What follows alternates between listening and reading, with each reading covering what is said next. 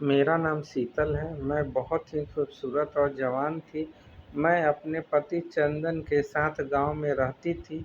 मेरी शादी को 5 साल हो चुके थे, लेकिन मैं अभी तक मां नहीं बन पाई थी, जिसकी वजह से मैं दुखी रहती थी। मेरा पति नामर्द जो निकला था, वह काम से आता, थका मांदा रहता और आकर सो जाता था। कभी कभार उसके नसों में खून दौड़ जाता तो थोड़ी देर के लिए वो मुझसे प्यार जता देता। फिर मैं जल बिन मछली की तरह आधी भूख लिए तड़प कर रह जाती थी। आज फिर बिस्तर पर निहाल पड़े पति को मैं आंखों से आंसू के लिए नफरत की नज़रों से देख रही थी। आधी रात जवानी पर थी, लेकिन मैं तड़प रही थी। मैं अभी तक मां नहीं बनी थी। मैं सोचने लगी कि कुछ उपाय करना चाहिए। पड़ोस की नेहा को भी 5 साल बाद बच्चा हुआ था, पर शायद स्वामी जी की कृपा थी जो नेहा को औलाद सुख मिला। स्वामी जी पास के गांव में तालाब किनारे आश्रम बना के रहते थे। नेहा स्वामी जी के पास जाकर दवा और भभूत लाई थी। एक दिन नेहा बता रही थी कि स्वामी जी दवा और भभूत देते हैं, जिसे पति पत्नी को 3 महीने तक खानी पड़ती है। मैंने सोचा, अब मैं नेहा से मिलेगी तभी काम बनेगा। यह सोचते सोचते मैं न जाने कब सो गई। सुबह हुई तो मैं आंखें मलते हुए उठी।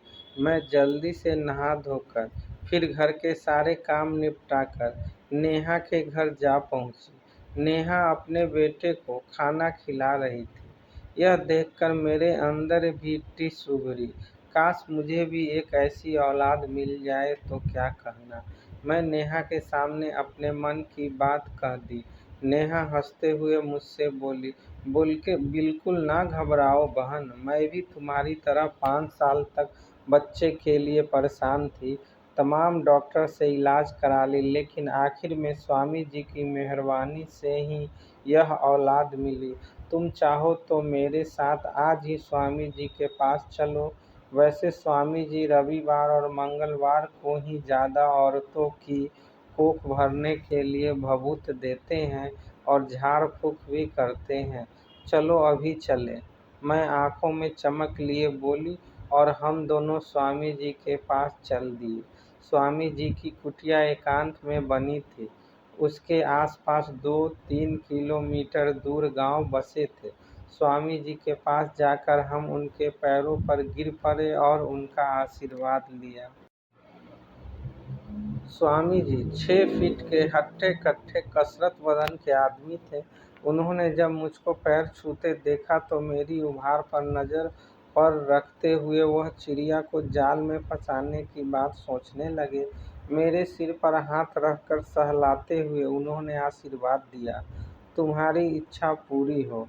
मुझे यह सुनकर रोना आ गया। आंखों में आंसू भरकर मैं बोली, स्वामी जी 5 साल से अभी तक मेरी इच्छा पूरी नहीं हुई। अब तो मैं बड़ी उम्मीद लेकर आपके पास आई हूँ।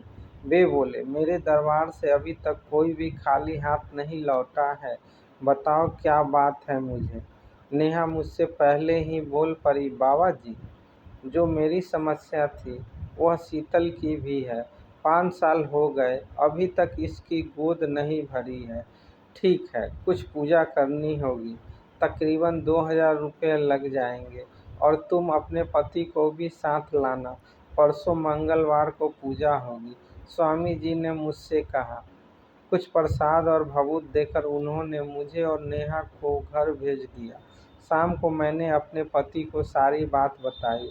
मेरा पति चंदन स्वामी जी के पास जाने को तैयार हो गया, क्योंकि वह भी औलाद की चाह में तमाम ओझा गुनी मुल्ला मौलवी को दिखा चुका था।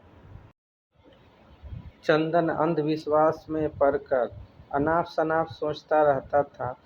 उसे लगता था कि किसी पड़ोसी ने उसके घर पर कुछ तंत्र मंत्र कर दिया है। दूसरे दिन नेहा के साथ में और मेरा चंदन स्वामी जी के आश्रम पहुँचे। स्वामी जी बोले, बेटा घबराओ मत, सब ठीक हो जाएगा। घर पर भी हवन करना होगा। अब तुम पूजा का सामान ले आओ। 7-8 दिन तक पूजा करनी पड़ेगी। मंत्रों का जाप भी करना होगा। चंदन की आंखों पर धर्म की पट्टी पड़ चुकी थी। स्वामी जी पर भरोसा करके वह सामान लेने चला गया। इधर बंद कमरे में पहले ही एक गिलास में पानी भरकर उसमें नशीली गोलियां मिला दी थी। कुछ देर बाद स्वामी जी ने वह पानी मुझको पीने के लिए दे दिया।